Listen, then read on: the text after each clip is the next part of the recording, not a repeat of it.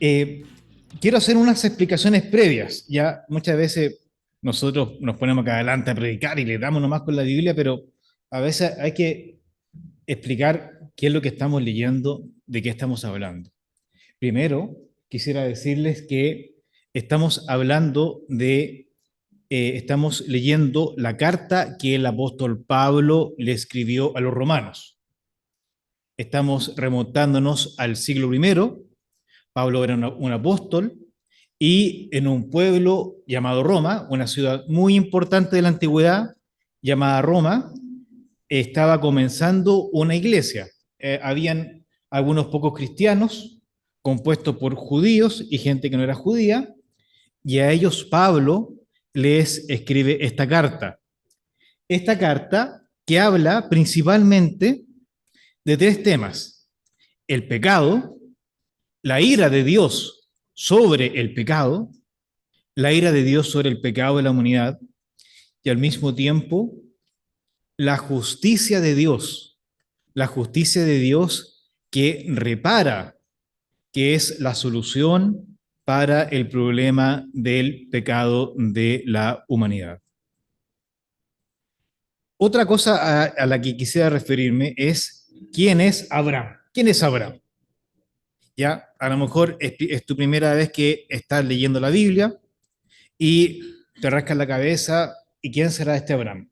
Bueno, este Abraham es alguien que vivió hace muchos siglos, por lo menos unos 42 siglos, no está muy claro hace cuándo vivió, y fue la persona a quien Dios llamó para que se fuera a vivir a la tierra prometida, a la tierra de lo que hoy es Israel, y que es el antepasado, el primer antepasado de todos los israelitas. Dios le prometió que iba a tener un hijo, pero Abraham no tenía mucha esperanza de que alguna vez celebrara el Día del Padre porque ya tenía 99 años, no, la señora tenía 90, así que pensaban que a lo mejor no estaban como para tener mucha acción a esa altura de la vida.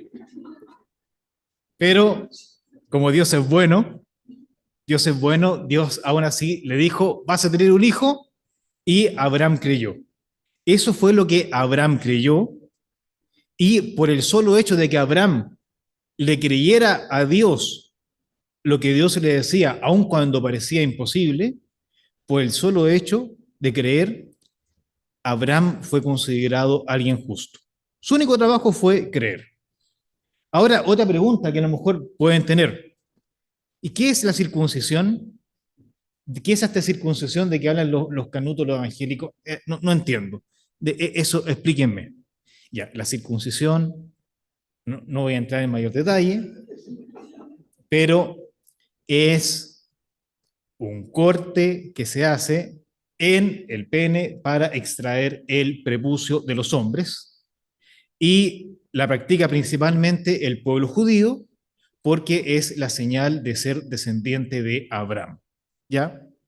Abraham, después que le creyó Dios, Dios se le aparecía de cuando en cuando a Abraham, y en forma posterior a que Abraham le creyó, Dios se le dijo, te vas a circuncidar tú y todos los hombres de tu casa. Entonces, Abraham y todos sus descendientes son circuncidados, preferentemente cuando son niños, al octavo día de nacidos, porque supuestamente es cuando duele menos. O por lo menos no se acuerdan cuánto les dolió. ¿Ya? Eso es la circuncisión. La circuncisión es la señal física de los israelitas, o de lo que entendemos hoy en día como los judíos. Es la señal que llevan todos los varones. Hago una prevención: circuncisión solamente masculina, solamente del hombre. La Biblia no enseña ni promueve para nada la circuncisión femenina. Nota al pie de página para que nadie se confunda al respecto. Ya, creo que ya expliqué suficiente y les voy a pedir que pasen a la siguiente lámina. Estamos estudiando el libro de Romanos, o mejor dicho, la carta. Es una carta tan larga la que le escribió el apóstol Pablo a la iglesia en Roma, que esta carta es prácticamente un libro que se divide en capítulos. Hoy vamos a comenzar a leer el capítulo 4, pero, pero es bueno retroceder para ver dónde estábamos, en qué habíamos quedado. ¿Y cuál es la conclusión de Pablo en el capítulo anterior? La conclusión es que el hombre es justificado por fe sin las obras de la ley. El hombre ante Dios es declarado justo no por llevar a cabo las obras que la ley le ordena que lleve a cabo, sino que es declarado justo por fe. ¿Qué significa fe? Fe significa creer. Eso es la fe, creer. Ahora miremos el pasaje de hoy. Les pido que tengan abierta la Biblia en Romanos 4 y miremos el versículo primero. Parte el capítulo 4 con una pregunta para que Pablo pueda explicar algo que tiene que enseñar. La pregunta es, ¿qué encontró, qué logró Abraham, nuestro padre, es decir, el padre de todos los judíos, según la carne? Cuando dice según la carne se refiere a según las obras, ¿ya? Así que cuando usted en el Nuevo Testamento sobre todo lea carne, en la mayor parte de las ocasiones se refiere a las obras, a las acciones humanas, ¿ya? ¿Qué halló Abraham según su esfuerzo? Y nos dice Pablo que realmente si Abraham hubiera sido justificado, si fue justificado según sus obras, tiene de qué gloriarse, pero en ningún caso respecto a Dios, en ningún caso frente a Dios. Eso es lo que nos dice el versículo 2. ¿Por qué? Y aquí hace una alusión Pablo, el apóstol Pablo, hace una alusión a la historia de Abraham. Dice que la escritura lo que enseña es que Abraham le creyó a Dios y que el creer le fue contado por justicia. Es decir, nos dice Pablo que ante Dios la justicia viene por el creer y no por las obras, no por cumplir con las obras de la ley. Predicador, ¿me puede explicar cuál ley? No se está refiriendo a la ley del tránsito, no se está refiriendo a la ley chilena, no se está refiriendo a la ley de matrimonio civil, se está refiriendo a la ley del Antiguo Testamento, ¿ya? A la ley que Dios le dio a través de Moisés al pueblo de Israel, ¿ya? Así es que para que lo tengan claro, no vayan a ocupar este pasaje como excusa para no cumplir con la ley del tránsito o con otras leyes importantes en la vida diaria. Entonces, Pablo nos enseña en estos versículos que Abraham fue declarado justo ante Dios por creer, simplemente por creer. Eso le fue contado justicia.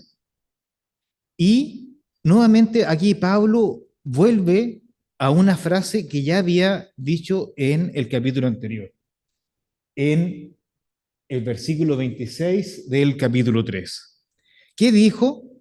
Dijo que Dios había tenido paciencia con el mundo con la finalidad de manifestar en este tiempo, es decir, en el tiempo de la revelación de Cristo, del sacrificio de Cristo, su justicia, revelar en este tiempo su justicia a fin de que Él, es decir, Dios, que Dios sea el justo y Él sea el que justifica al que cree en Jesús, al que es de la fe de Jesús.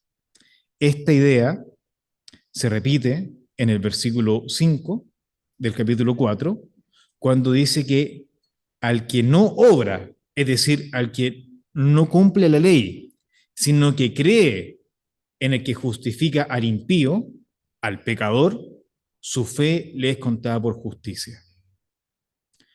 Lo que para Dios importa es que Él sea el justo y el que justifica, y que la justicia de las personas no provenga de su esfuerzo, no provenga de sus obras, sino que provenga de Dios, que en su misericordia perdona a los pobres pecadores.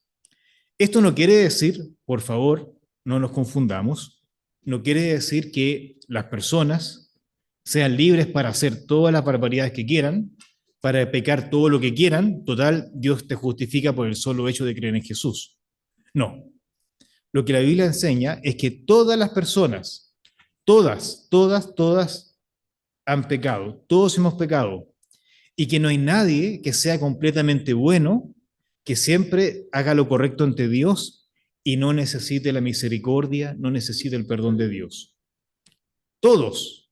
Si tú crees que eres bueno y que no has pecado, entonces tú tienes el principal pecado de todos.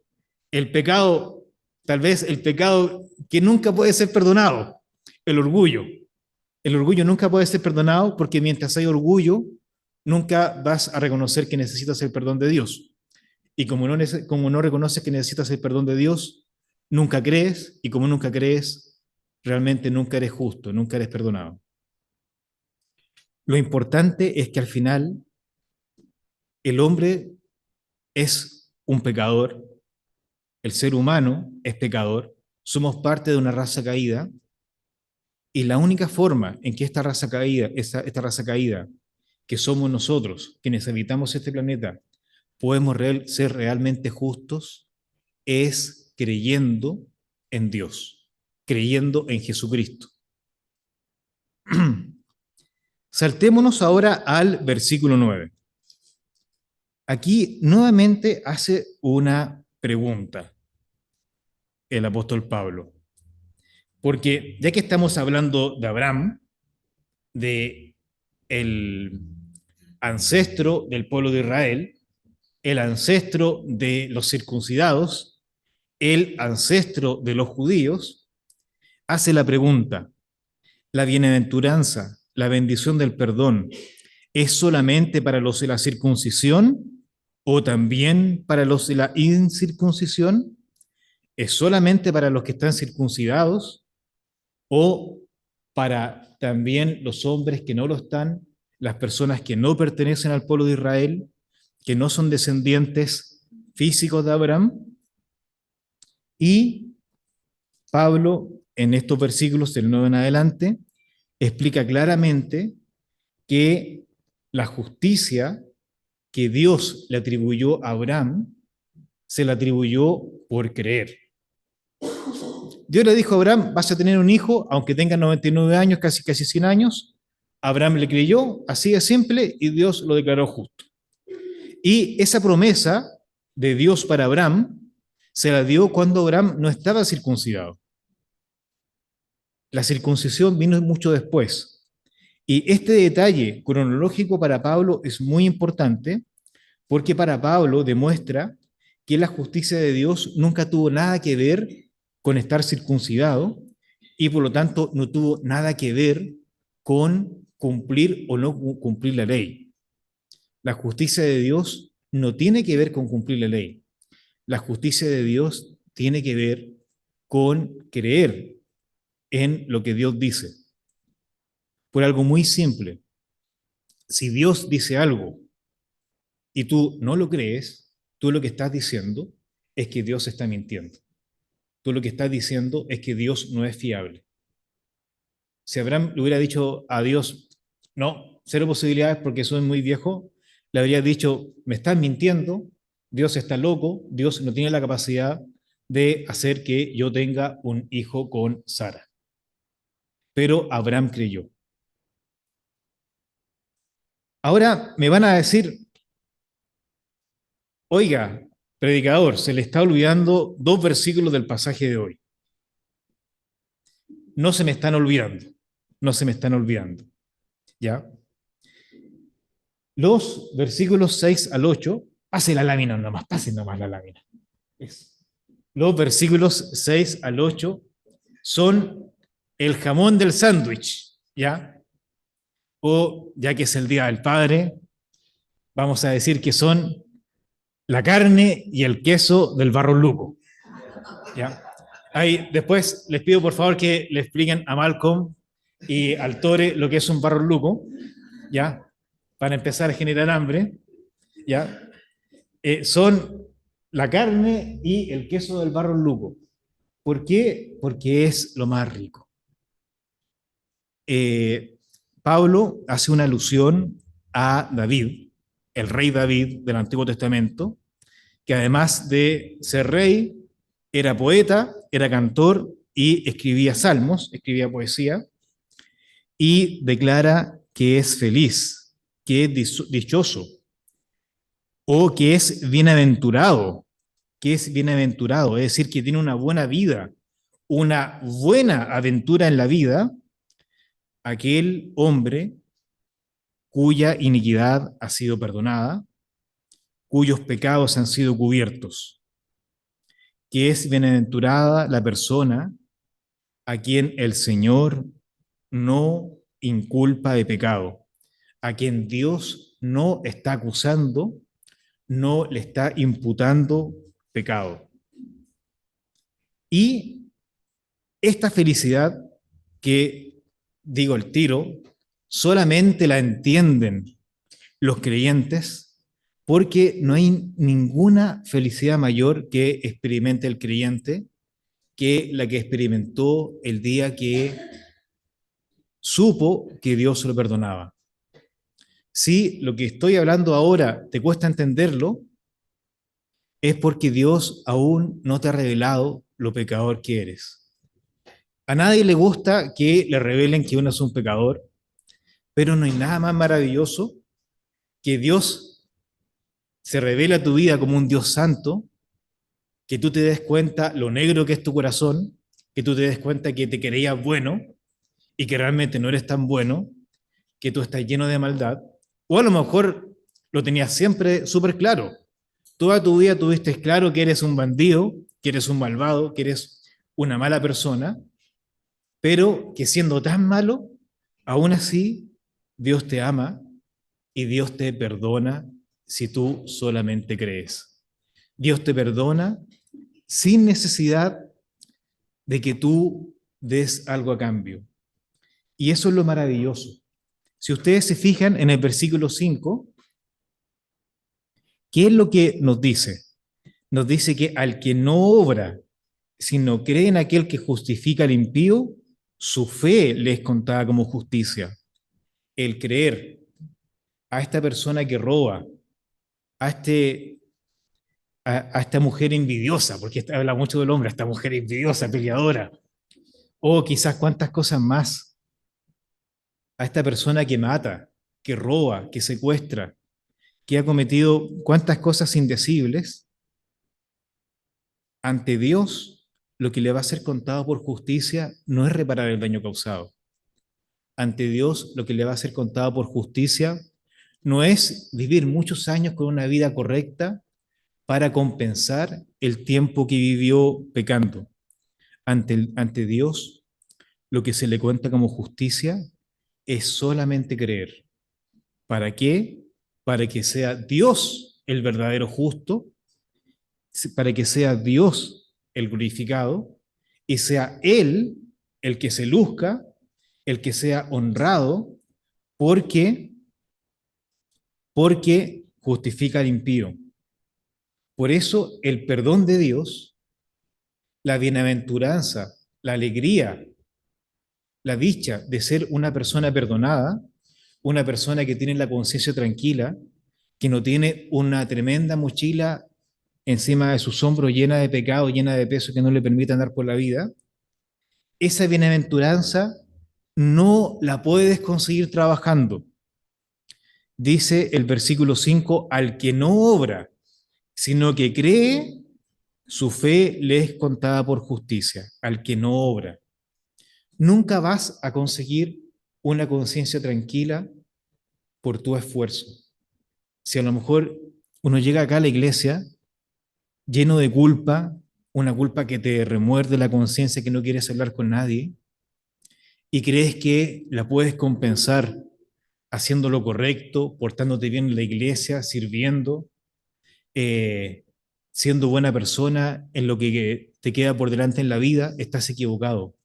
Nunca vas a poder compensar tu culpa haciendo lo correcto, trabajando por lo bueno.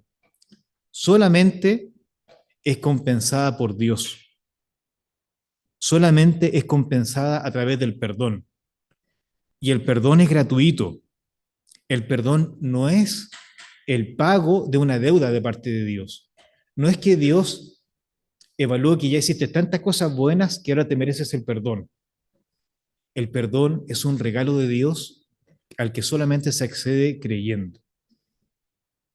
¿Recuerdan ustedes la referencia que Jesús hace a la serpiente de Moisés? Espero que la recuerden, porque es muy importante, y si no, yo se las cuento. En los tiempos del Antiguo Testamento, cuando el pueblo de Israel salió de Egipto, después de las plagas, después de la muerte de los primogénitos, después que se abrió el Mar Rojo, el pueblo empezó a avanzar por el desierto y el pueblo a veces no creía, el pueblo desconfiaba de Dios y el pueblo irritaba a Dios. ¿Qué es lo que más le irritaba a Dios de parte del pueblo cuando el pueblo desconfiaba? Pareciera que hubiera una línea a través de la Biblia que indica que a Dios lo que más le molesta es cuando uno no le cree. Cuando Dios dice A y uno le dice no, no creo. Pareciera que eso a Dios lo irritaba bastante. Y el pueblo empezó a quejarse y Dios castigó al pueblo mandando serpientes. Aparecieron un montón de serpientes y empezaron a picar a la gente, a morder a la gente y la gente se moría. Y Moisés intercedió ante el pueblo, perdón, intercedió ante Dios por el pueblo, pidiéndole a Dios que por favor perdonara al pueblo. Y Dios, dentro de esas cosas tan extrañas que hace, le dijo a Abraham, fabrica una serpiente de bronce, funde una serpiente y levántala, exhíbela sobre un asta, sobre un madero, ante todo el pueblo, para que los que la ven sean sanados. A lo mejor Moisés le dijo, Señor, ¿no será muy complicado fabricar una serpiente de bronce? Puede parecer que estamos adorando una serpiente y si mejor sana al pueblo con solo decirlo mejor, no puede haber otra forma, pero Dios recurrió a una forma extraña, a la figura de bronce, a una serpiente bastante grande como para que la viera todo el pueblo y que además esta serpiente tenía que ser levantada en alto para que todos la pudieran mirar y el que la miraba iba a quedar sanado. Y bueno, ¿qué es lo que pasó? Que Moisés se da el trabajo de fundir la serpiente, ahí estuvo Moisés martillando en la fragua con el fuego hasta que fundió la serpiente, la levantó y los que eran picados y miraban a la serpiente quedaban sanados por el solo hecho de mirarla. Y seguramente algunos se negaron a mirarla. Algunos estaban muy preocupados de que les dolía, estaban buscando alguna hierba, algún remedio artesanal, algo para sanar la herida y no morir, y se negaban a mirar la serpiente porque consideraban que era una estupidez mirar a una serpiente para ser sano. En el texto de la semana pasada, ¿qué es lo que decía el versículo 25? Decía que Dios puso a Jesús, que Dios exhibió a Jesús como propiciación, como sacrificio por los pecados. Algunas versiones dicen que Dios exhibió a Jesús. Dios lo exhibió. Dios levantó a su propio Hijo crucificado, clavado a una cruz, colgado de una cruz, igual que la serpiente de Moisés, lo exhibió y dijo, miren, su problema es el pecado, su problema es esa enorme culpa que ustedes cargan y que no quieren conversar con nadie. Aquí está la solución. Véanlo, crean y van a ser sanados. Eso es lo que Dios hizo. ¿Y cuál es nuestro mayor obstáculo? Ahí se puede pasar la laminita. ¿Cuál es nuestro mayor obstáculo hoy en día? que nosotros merecer, queremos merecer el perdón, queremos merecer estar en la gloria, estar en el paraíso. Nosotros queremos merecer que después de nuestra muerte abramos los ojos, entremos al cielo a través de unas grandes puertas y nos digan, te lo ganaste, fuiste tan bueno que mereces estar acá en la gloria, mereces estar en el cielo. O queremos venir a la iglesia y cantar, levantar nuestras manos así y que nos vean, porque merecemos estar aquí en la iglesia y merecemos ser conocidos como personas justas, como personas correctas, como los buenos. Queremos merecerlo. Queremos merecer la bendición del Señor. Queremos merecerlo. Ese es el principal obstáculo que tiene el ser humano, el orgullo, el orgullo. Y lo que tenemos que entender, aunque nos cueste, es que tenemos que deshacernos de ese anhelo que muchas veces ni siquiera ante nosotros mismos queremos reconocer, que al final lo que queremos es merecer el perdón de Dios y no queremos que el perdón de Dios sea gratuito. Por eso es que en la parábola del hijo pródigo, el hijo que se quedó en la casa con el padre, que nunca se farreó la herencia eh, y que estuvo siempre trabajando en la casa del padre, se molesta, porque se molesta que su hermano reciba algo que no merece, porque él lo merece.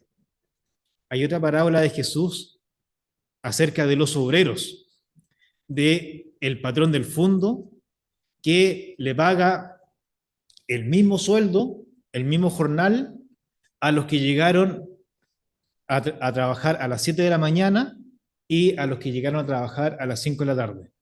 A todos les pagó lo mismo. Entonces los que llegaron a trabajar temprano se enojan, se molestan.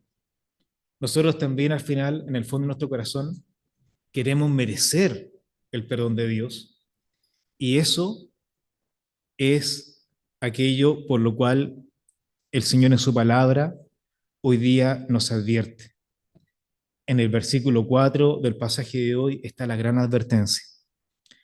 Al que obra no se le cuenta el salario como gracia, sino como deuda.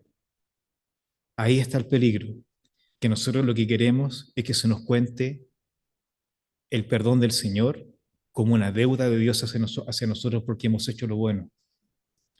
Tenemos que deshacernos de esa idea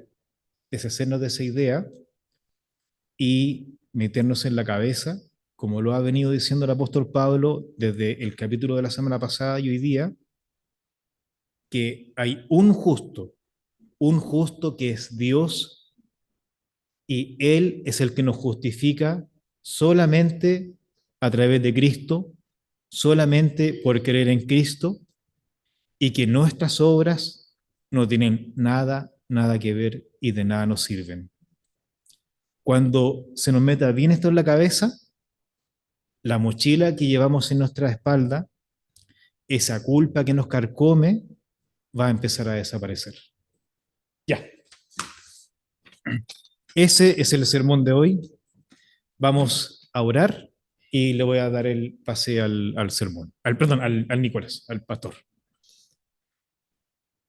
Señor, gracias, gracias por Jesús. Gracias por Jesús.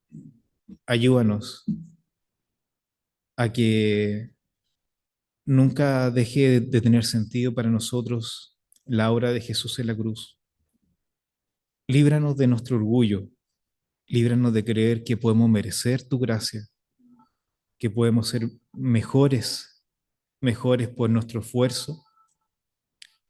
Ayúdanos a entender que todo lo que nos das, incluso llevar una vida que te agrade, es solo un regalo tuyo, que viene de tu poder, de tu gracia, viene del sacrificio de Jesús que fue Él quien pagó el precio que ya nosotros no necesitamos pagar, para que seas siempre tú el justo, seas siempre tú el adorado, el alabado, el exaltado, que no seamos nosotros, porque seamos justos nosotros y nosotros no llevemos los méritos de las flores, sino que tú te lleves la gloria siempre.